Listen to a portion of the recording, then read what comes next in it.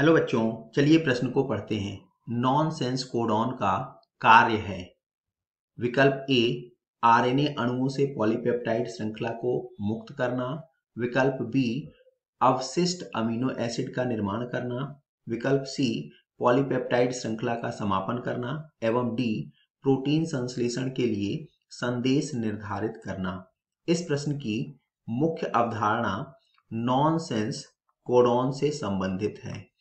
Nonsense codon यह protein निर्माण से संबंधित है। प्रोटीन निर्माण, जिसे हम प्रोटीन संश्लेषण भी कहते हैं। अब सबसे पहले कि यहाँ पर जो कोडॉन शब्द है इसका क्या मतलब है। तो कोडॉन जो है यह 3 नाइट्रोजनी क्षारों, उदाहरण के लिए AUG, GUC इत्यादि, ऐसे ही 3 नाइट्रोजनी क्षारों के समूह को हम कोडॉन कहते हैं।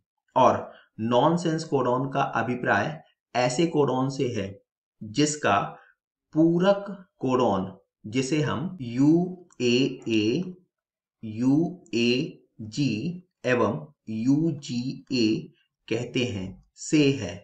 अब नॉनसेंस कोडॉन mRNA पर स्थित होते हैं और प्रोटीन संश्लेषण के दौरान इस mRNA पर tRNA अपने अमीनो अम्ल ला करके जुड़ते हैं। लेकिन अब इन कोडॉन के पूरक जो कोडॉन हैं, जिन्हें हम एंटी कोडॉन कहते हैं, ये एंटी कोडॉन tRNA पर होते हैं। लेकिन इन 3 कोडॉन UAA, UAG और UGA के पूरक एंटी कोडॉन कोशिका द्रव्य में नहीं पाए जाते हैं।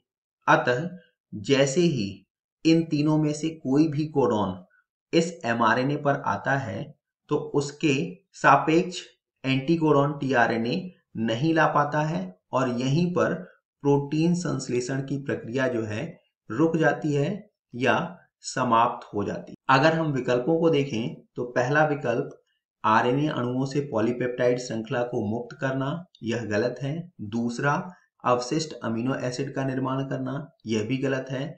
तीसरा, पॉलीपेप्टाइड श्रृंखला का समापन करना, यह सही है। चौथा, प्रोटीन संश्लेषण के लिए संदेश निर्धारित करना, यह भी गलत है। अतः दिए गए प्रश्न का सही उत्तर विकल्प सी, पॉलीपेप्टाइड श्रृंखला का समापन करना है। आशा करते हैं आपको समझ आया होगा। धन्यवाद।